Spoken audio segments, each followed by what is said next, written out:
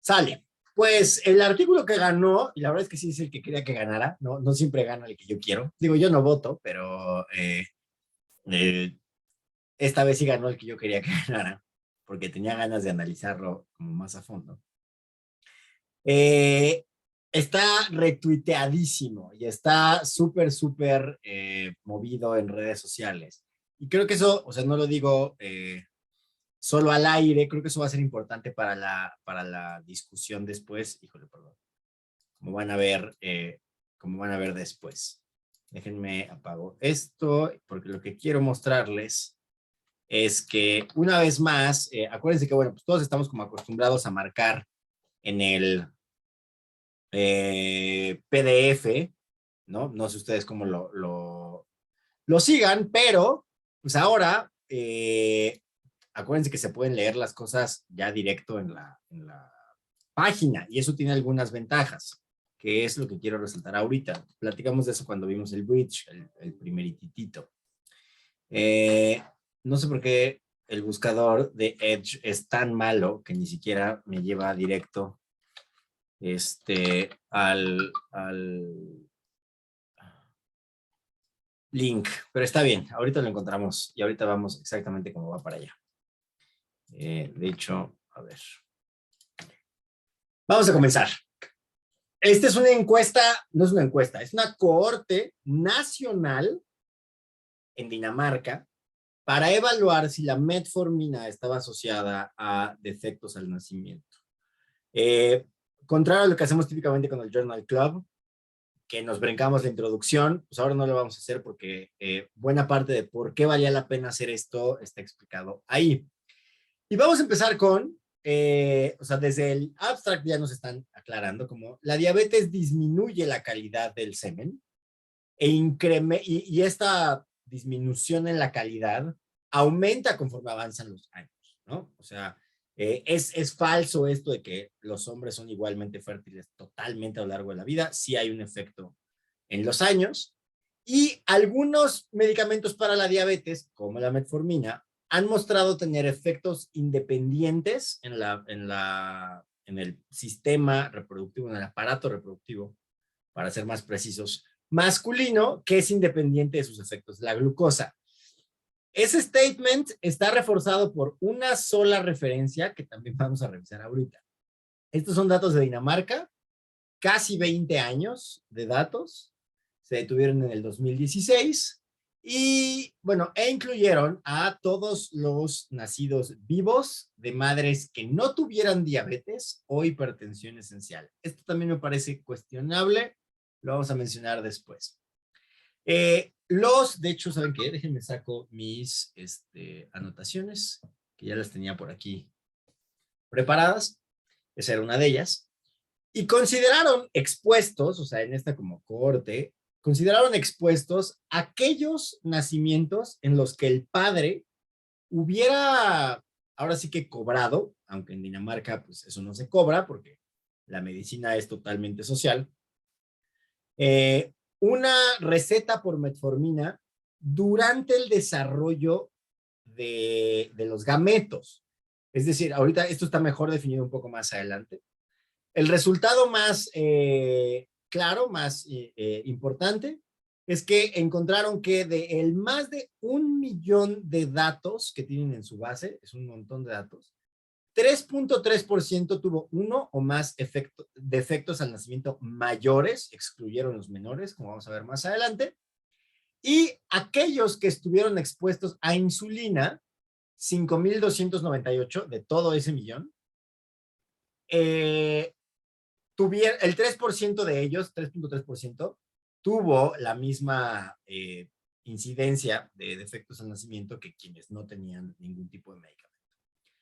Aquellos que recibieron metformina, 1,451 de ese millón, tuvieron una frecuencia elevada de estos defectos. El odds ratio ajustado es de 1.4, sus intervalos de confianza van del 8 al 80, del 1.8 al 1.82, y para otros medicamentos como las sulfonilureas, pues los intervalos de confianza cruzaban la unidad, no parecía o no estamos tan seguros de que sí haya una asociación. Los nacimientos, los bebés de aquellos padres que, o sea, y esto es uno de los argumentos como más fuertes del artículo, y aquí tal vez vale la pena adelantarse a cómo fue que definieron el momento de la exposición. O sea, la formación de los gametos dura más o menos 3 meses.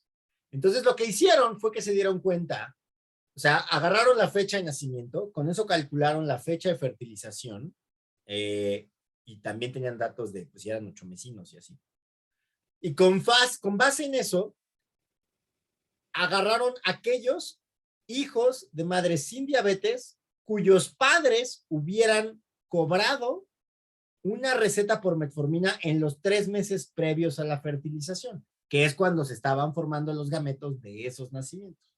Y además analizaron los casos en los que esa receta de metformina se había ejecutado antes de ese periodo de formación de gametos o después de ese periodo de formación de gametos. Y ahí no encontraron que la metformina estuviera asociada a defectos al nacimiento. Y esto lo utilizan como un argumento a favor de que consumir metformina al momento en el que se están produciendo los gametos de esos nacimientos subió el riesgo, ¿no? Porque la misma exposición, o más bien la exposición al mismo fármaco, fuera de ese periodo de gametogénesis, pues no mostró los mismos resultados. Todos los defectos al nacimiento más frecuentes en hombres. Y otro de los argumentos que muestran con una P ahí, ese es P de panzazo, fueron, otros argumentos que utilizan es que hubo en el grupo expuesto, hubo significativamente menos hombres que mujeres. Y esto por 4 centésimas, 49.4 de hombres contra 51.4 de mujeres.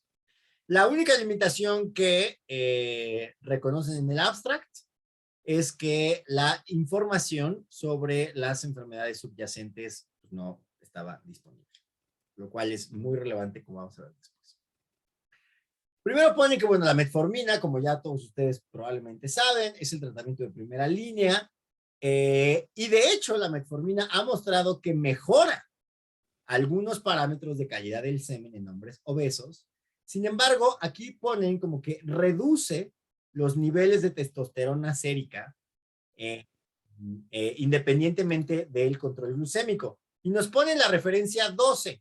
Si vamos a la referencia 12, y esta es la que sí vamos a ir a perseguir, nos encontramos con este artículo, Rapid Changes in Serum Testosterone in Men, que ya tengo preparado acá,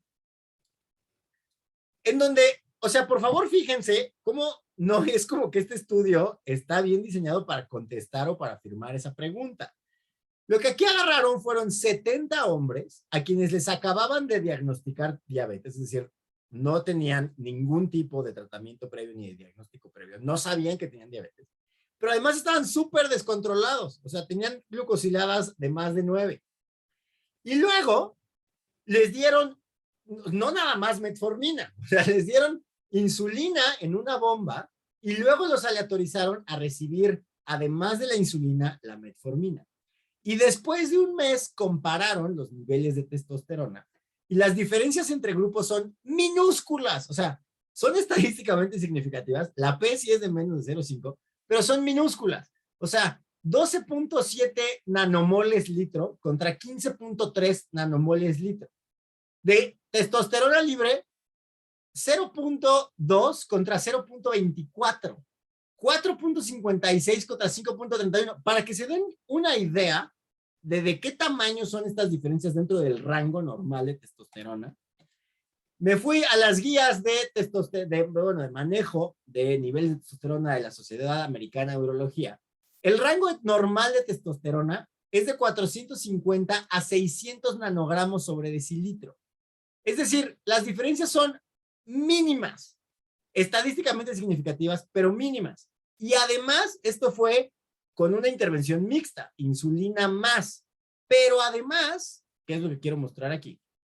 Ambos grupos, fíjense cómo ambos grupos primero subieron su testosterona y luego el grupo de metformina bajó, pero en realidad bajó a su basal. O sea, lo que podríamos ver, lo que podríamos decir aquí, es que el grupo con testosterona, perdón, si nos fijamos en los niveles de testosterona, el grupo que estaba recibiendo metformina fue el único que regresó a su estado basal. Ambos grupos subieron y después solo el de metformina se normalizó. Entonces, así como decir que la metformina baja los niveles de testosterona en personas con diabetes, híjole, o sea, este estudio, independientemente del diseño de las preguntas originales que quería contestar, no da para eso. O sea, es una mala referencia para este statement, lo cual, pues, acuérdense que no es raro, o sea, muchas veces se ha medido que hasta 30% de las referencias pues, no apoyan bien lo que se menciona por los autores. Ahora bien, nos cuentan que el registro de nacimientos de Dinamarca, los años que ya habíamos comentado, del 97 al 2016, incluye todos los embarazos de más de 20 semanas, incluye características como edad gestacional y por lo tanto la fecha de concepción, y si las madres fumaban o no. En este flowchart solo mencioné, o sea, solo quiero mencionar que una parte importante de la metodología es que los autores imputaron datos y que utilizaron un método que se llama Lazo, ahorita vamos a ver de qué se trata, porque a la hora de que, o sea, lo que tuvieron que hacer fue juntar varias bases de datos nacionales. Y pues no es tan raro que lo que hay en una base no está, o sea, que no todas las personas tienen los datos completos en todas las bases. Tuvieron que imputar algunos datos, tuvieron que, por así decirlo, es que inventar es una mala palabra, pero tuvieron que rellenar algunos de los datos perdidos. Y el método que utilizaron, no es que esté mal, pero algunos consideramos que hay mejores. Ahorita vamos a llegar para allá. Eliminaron aquellos en donde no podían identificar la persona a la que pertenecía a esto, aunque son bases anonimizadas, pues tienen un número de identificador. Y también removieron aquellos datos en que pues estaban como raros, ¿no? En donde el padre era mujer, la madre era hombre, cosas por el estilo. Excluyeron también aquellos que tuvieran defectos menores, de acuerdo a la clasificación del Eurocat, y se quedaron solo con los defectos de nacimiento mayores. Y cuando era necesario y cuando era posible, pues fueron por los diagnósticos previos de los padres. Ahora bien, juntaron otra base, que es la base de datos de personas que pues fueron a canjear sus recetas de metformina. Esta base de datos incluye quién fue a cobrar o sea, que esa receta se cobró, se canjeó, pero no incluye el por qué se las dieron. Ahora, pues, es razonable asumir que si un hombre fue a canjear una receta de metformina es por diabetes, ¿no? Seguramente la mayor parte de las veces fue así, pero pues bueno, no es lo mismo como tener los datos claros. Excluyeron aquellos embarazos o aquellos partos en donde la madre hubiera estado usando metformina y en donde tuviera el diagnóstico de diabetes o hipertensión de acuerdo al CIE-10 o de diabetes gestacional. Y aquí esto es algo que me gustaría, o sea, empezar a cuestionar, como, a ver, si ya tienen la base de datos ahí, hubiera sido muy interesante analizar la metformina desde, o sea, este artículo es solo los padres consumiendo metformina, pero si ya tienen la base de datos ahí, no hubiera sido mucho más esfuerzo el reportar si también la metformina en las madres está asociada con defectos. No lo hicieron, no es que yo quiera pensar mal, pero pues la verdad es que es más fácil a la hora de manipular una base de datos quitar cosas que simplemente dejarlas. No hay por qué no hubieran puesto o podido analizar simultáneamente el de las madres. No sé si es porque están escribiendo otro paper. Uno de los problemas es que el protocolo de análisis no estuvo prepublicado, que eso es parte de lo que yo les quería mostrar. A ver, de hecho, sí. Vamos a hacer esto, porque sí sería importante que vieran. Ya podemos borrar esto, ya podemos borrar esto. A ver, qué malo es el buscador de Edge. Aquí está. Si se fijan, cuando abrimos, bueno, toda la parte de afiliaciones, etcétera, son investigadores de Dinamarca y de Stanford. Cuando queremos ver si hay un preregistro, Bueno, o sea, nos están diciendo quién hizo qué. Si queremos el código, se lo tenemos que pedir a los autores. No hay por qué no hubiera estado abierto desde un principio. Si queremos los datos, también quisiéramos, también ahí tendremos que pagar por ellos, pero eso no viene aquí. Déjenme estos son todos los autores. No, sí viene ahí, creo que sí viene ahí. Pero lo que nos dejan claro es que, bueno, si uno quiere los datos, tiene que pagarle a Dinamarca por ellos. Eso la verdad es que me cayó gordo. Pero bueno, o sea, pues ni hablar. Al final del día, eso es lo que decidieron hacer. Aquí es en donde están esos datos. Si queremos, el protocolo de análisis nunca estuvo prepublicado. O sea, no hay nadie que nos garantice que estos resultados y que estas hipótesis no se hicieron después de haber visto los resultados. El código hay que pedirlo por mail. Ya lo pedí, a ver si me contestan. Y los datos, no, hay que pagarle al Departamento de Estadística de Dinamarca. Lo cual, pues también cae un poco gordo. No hay por qué no lo hubieran hecho. Hubiera sido más transparente, ni hablar. Seguimos. Lo que utilizaron para analizar esto fue R, lo cual está maravilloso, es lo que a mí más me gusta usar, justo porque permite rápidamente compartir tu código. También, o sea, si usaron R, pero no lo comparten, pues un poquito como, ¿para qué? Digo, sí es para qué, porque hicieron análisis de alguna forma sofisticados. Vamos a ver algunos de ellos. Aquí nos explican lo que ya habíamos comentado antes. Los espermatozoides, los gametos, tienen un tiempo de maduración de 3 meses antes de la concepción. Entonces, este es el periodo, por así decirlo, en el que querían analizar la sensibilidad de la metformina. Casi les firmo que cuando vieron que la metformina no estaba asociada, este fue un post hoc. Este fue y si nos restringimos solo al tiempo de la espermatogénesis, y bueno, pues ahí sí salió significativo, pero vamos a ver qué tan significativo fue ese significativo. Aquí nos están diciendo que, pues, como es obvio, los tratamientos farmacológicos varían. Y que algo que hay que tomar en cuenta es que, o sea, por la edad de presentación y también por cómo han ido cambiando las guías, sería razonable pensar que hay una sobrerepresentación de padres con diabetes tipo 1. Porque la edad de presentación típica de la diabetes tipo 2 es un poco más avanzada que la edad típica para tener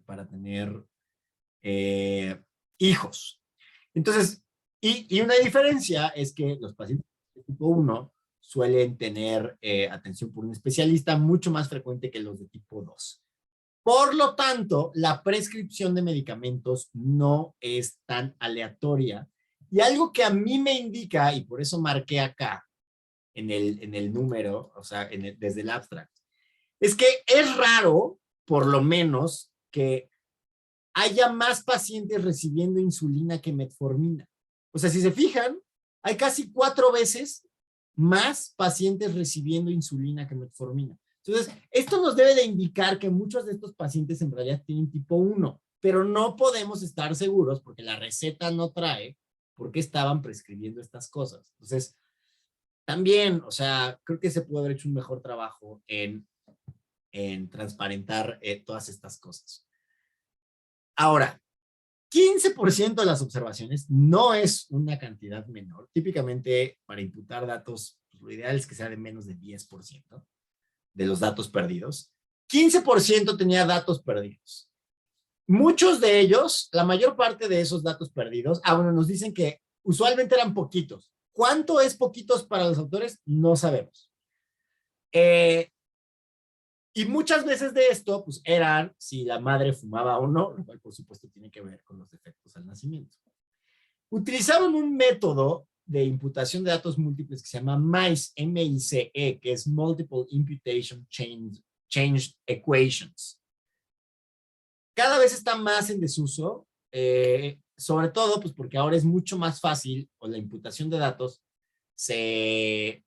lo que más se aconseja es utilizar un método que se llama Random Forest, en donde es un método de Machine Learning, en donde con base en la varianza de las variables de los otros datos que sí tienes, se imputa la variable que no tienes.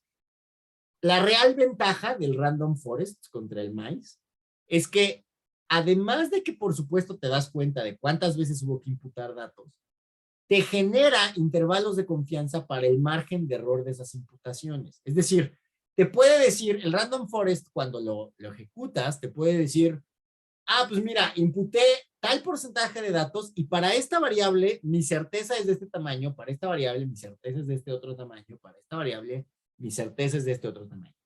Cosa que aquí no sabemos. O sea, de los datos que imputaron, algunos de ellos muy relevantes para el análisis de efectos al nacimiento, pues por el método que utilizaron de datos, de imputación de datos, no podemos estar seguros de qué tanto peso tuvo esta imputación de datos en los resultados. Y Lasso, que es el método que les había mencionado antes, es un método de reducción de dimensiones, es decir, de buscar qué variables son las que explican la mayor cantidad de la varianza de los datos. Lasso es Least About Shrinkage.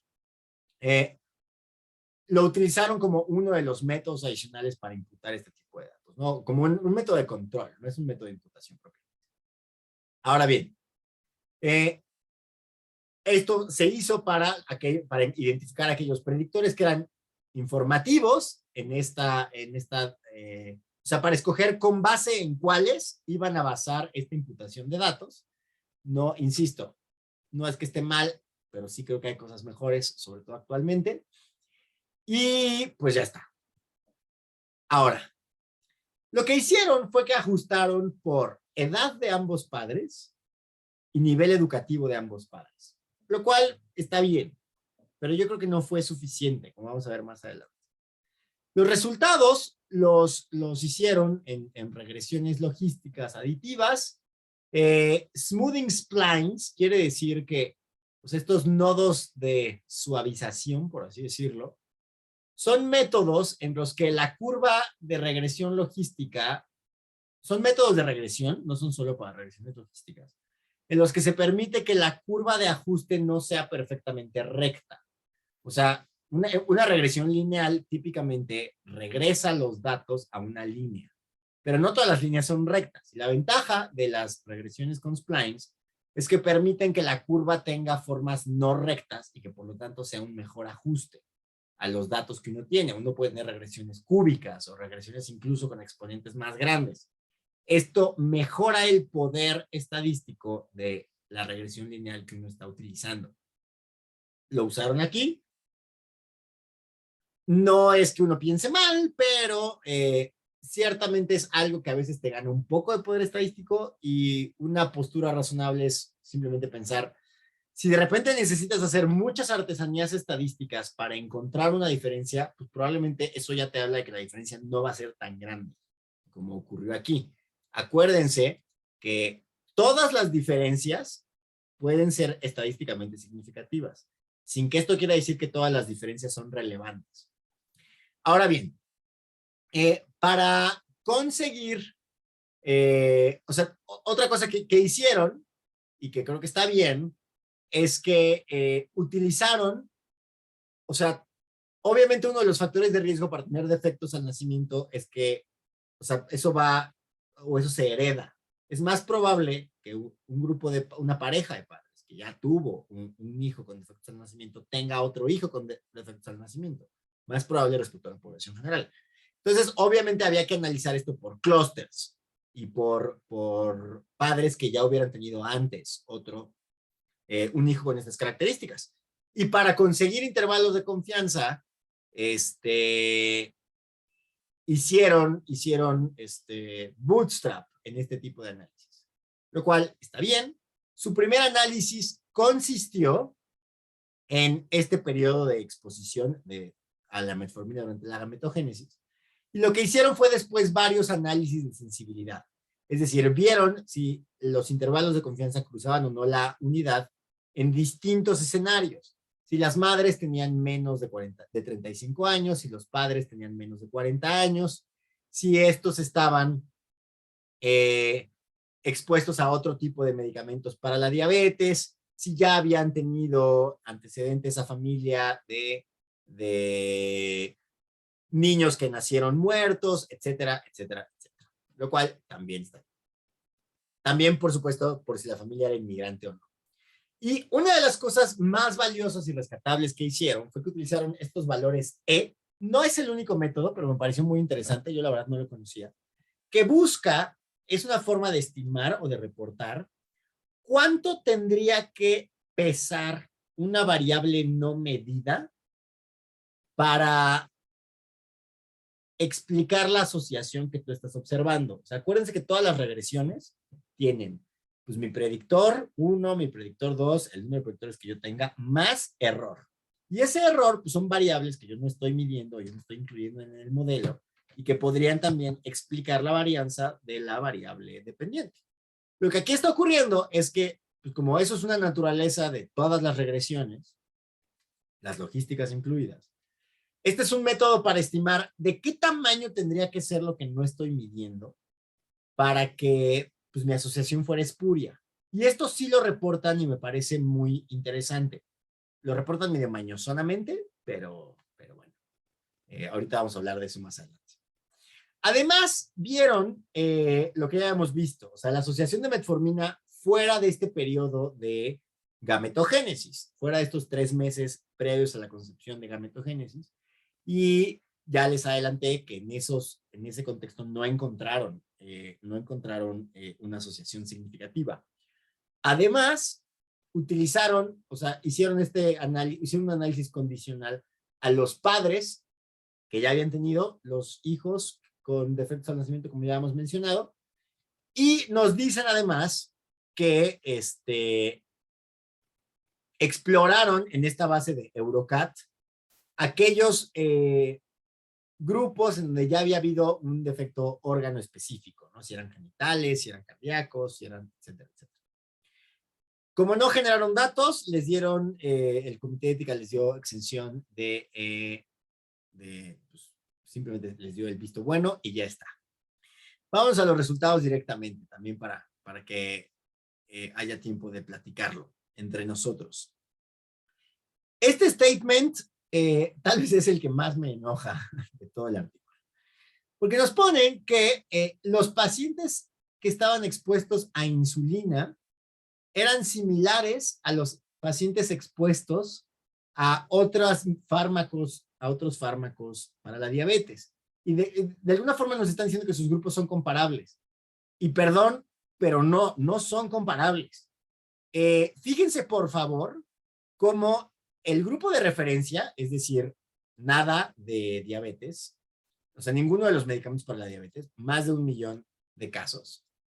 En cuanto a edades, o sea, el grupo de insulinas y el grupo de no diabetes, era más joven, por lo menos 3 años más joven, con intervalos de confianza. O sea, fíjense cómo el intervalo superior de aquí, del grupo de insulinas, y el intervalo superior de no diabetes, es de hecho la media del grupo de metformina. Es decir, el grupo que recibe metformina es claramente más viejo en cuanto a las madres, pero también en cuanto a los padres, y la diferencia en cuanto a los padres es mucho mayor. 32 años contra 40, 33 años contra 40. Estos son padres mucho más añosos, pero también no son parecidos en cuanto a años de educación. Hay por lo menos 10 años de diferencia entre el grupo de metformina y el grupo de insulinas y de diabetes. O sea, no me pueden decir que son comparables, aunque hayan ajustado por ellos. Y de hecho creo que hay datos indirectos que incluso a pesar del ajuste, esto sigue estando descontrolado. Los padres y las madres eran más viejos y tenían menos años, por lo menos 10 años de diferencia respecto a la educación, perdón, de porcentaje, no de número de años. Estos son porcentajes reportados. Y este es el rango intercuartilar, ¿no? Entonces, o sea, fíjense cómo el límite superior de este grupo es, de hecho, casi la mediana del otro grupo. Eso nos habla de que no. Pero además, fíjense, por favor, en la cantidad de fármacos que estaban recibiendo los grupos que estamos comparando. O sea, la cantidad de padres recibiendo beta bloqueadores, diuréticos, bloqueadores del canal de calcio, o sea, cosas que tienen que ver con hipertensión.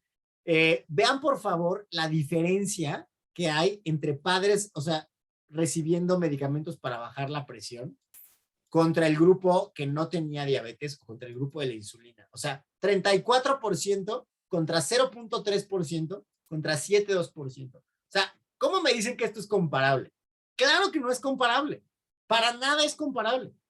La cantidad de padres recibiendo antidepresivos. O sea, a mí me parece relativamente mañoso que el análisis esté centrado en un fármaco, que, o sea, a ver, a lo mejor el propósito original no lo podemos saber porque no está preregistrado, pero oye, a ver, hay que ver si todos estos otros fármacos, que claramente difieren un montón entre grupos, no explican esa varianza. Entonces, ese creo que es un problema importante. Pero luego nos hacen ver cómo, o sea, a la hora que hacen su análisis de sensibilidad, fíjense cómo cuando el padre tenía menos de 40 años, y la mayor parte de los padres tiene su primer hijo antes de los 40 años, o tiene sus hijos antes de los 40 años, esta asociación, el OR ya cruza la unidad. Es decir, esto claramente sugiere que la edad tiene que ver. E insisto, no nos debería sorprender porque este grupo es más viejo que el otro, sobre todo el de los padres. Entonces, o sea, estos padres sí son 8 años más grandes que los otros padres. Y cuando nos quedamos solo, o sea, si los analizamos completos, bueno, pues es significativo, pero cuando analizamos a los que tienen menos de 40 años, ya no. Entonces, eso es, por decirlo menos, problemático en el análisis. Y estos porcentajes los resalté porque nos permiten calcular algo muy importante, que es el número necesario a tratar. En este caso, el número necesario a dañar. ¿Cuántos pacientes tendrían que estar tomando metformina en el periodo de gametogénesis para que tuviéramos un evento de estos? Fíjense cómo en el grupo control, 3.1 de los participantes, y esto también habría que mencionarlo. Yo sé, porque me metí además a ver, de cuánto es es lo que tengo aquí, de cuánto es la incidencia, de cuánto es la prevalencia de defectos al nacimiento en general. Y dicen que es entre 2 y 3%. Entonces, no está tan lejos, pero o sea, los estudios más grandes de defectos al nacer tienen muy claramente 2 más menos 0.01, 0.05%. O sea, sí está medio elevadilla esta prevalencia. Y bueno, vamos a ver, 3.1 en el grupo control contra 4.6, me parece. 4.6 en el grupo que recibió metformina. Y el número es 66. Es decir, 66 pacientes tendrían que estar tomando, 66 pacientes con diabetes arriba de los 40 años tendrían que estar tomando metformina durante el periodo de la gametogénesis que dio lugar a esa concepción para que tuviéramos un defecto al nacer. Lo cual es bastante alto, es un número necesario a tratar bastante alto, a dañar en este caso. Y aquí nos cuentan que de todos los análisis, o sea, además el de beta bloqueadores, sí tuvo una asociación para explicar defectos al nacer. Acuérdense de estos intervalos de confianza, 1.25 o sea, de 0.6 a 1.47. Esto ya lo revisamos para irme un poquito más rápido. Justo esto es importante porque, a ver, nos dice, ¿de cuánto tendría que ser lo que yo no estoy incluyendo? ¿Qué tan grande tendría que ser lo que yo no estoy incluyendo en el modelo para que explicara o para que hiciera espuria esta asociación? Entonces aquí vemos cómo nos dicen, a ver, para que explicara completamente la asociación tendría que tener un OR de 2.17. Pero a ver, en medicina casi nada explica completamente una asociación. Entonces lo que hicieron es, a ver, ¿de cuánto tendría que ser para bajar el intervalo de confianza inferior a cruzar la unidad? Y tendría que ser de 1.37. El único análisis de medicamento adicional a la metformina que están reportando justo tiene un índice, tiene un intervalo de confianza en ese rango. Entonces, o sea, darle todo el peso a la metformina me pareció aventurado. Admiten que, a ver, una cosa es canjear una metformina y otra cosa es tomártela, ¿no? O sea, todos sabemos que no porque tengas los medicamentos en tu casa te los estás tomando. Nos ponen que aquí sí están admitiendo que los pacientes que tomaban metformina estaban más viejos, tenían menos estatus socioeconómico, ganaban menos dinero, eso no lo mencioné, pero viene en la tabla. Y entonces, pues eso justo cuestiona si sus ajustes eran los correctos. Sin embargo, ponen que cuando analizaron, cuando el hecho de que, y a mí la verdad no me convence tanto, el hecho de que la metformina fuera del periodo de gametogénesis fuera similar al control, sugiere que pues esto no era un factor importante. Yo creo que esto, o sea, a ver, tomen en cuenta que entre más subdividan una población, más poder estadístico pierden. Y aquí esto es una de las ideas principales que me gustaría enfatizar. Cuando uno ve que no hay diferencias significativas, puede ser por dos cosas, o porque no existen, o porque no hay poder estadístico suficiente para detectarlas.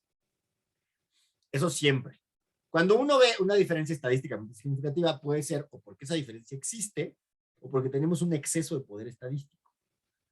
En este caso en específico, en donde se está intentando construir un argumento a raíz de que esto no se observó en otros subanálisis, pues hay que recordar que cada subanálisis tiene menos poder estadístico. Entonces, eso solo tómenlo en cuenta. Nos ponen que el año del nacimiento, la edad de los padres, el estatus socioeconómico, no tuvo diferencias en estos análisis de distintos time points, pero insisto, puede ser que haya poco poder estadístico. Y ya casi para terminar, el hecho de que los expuestos a sulfonilureas se hubieran acercado a tener defectos al nacimiento, pues hace que tengamos que alzar un poco las cejas porque funcionan muy distinto. O sea, a ver, pudiera ser que esto simplemente es diabetes, porque como ponen en su primer enunciado, la diabetes justo sí está fuertemente asociada con una mala calidad en el semen y no sabemos qué tan controlados estaban estos pacientes. O sea, puede ser que, a ver, podemos razonablemente asumir que todos aquellos pacientes que estaban muy descontrolados tenían por lo menos metformina. Y pues bueno, o sea, ahí discrepar o discriminar ese hecho no es tan sencillo en estos datos. Nos mencionan que hay datos preclínicos que muestran que la metformina pues es antiandrogénica o que tiene algunos efectos nocivos en células madre o en factores de adhesión y que se ha asociado con apoptosis en los testículos de las ratas. Todos estos son preclínicos. Uno puede encontrar estudios preclínicos que digan lo que sea. No quiere decir que no importan, no quiere decir que no valen, solo quiere decir que hay que tomárselos con pincitas.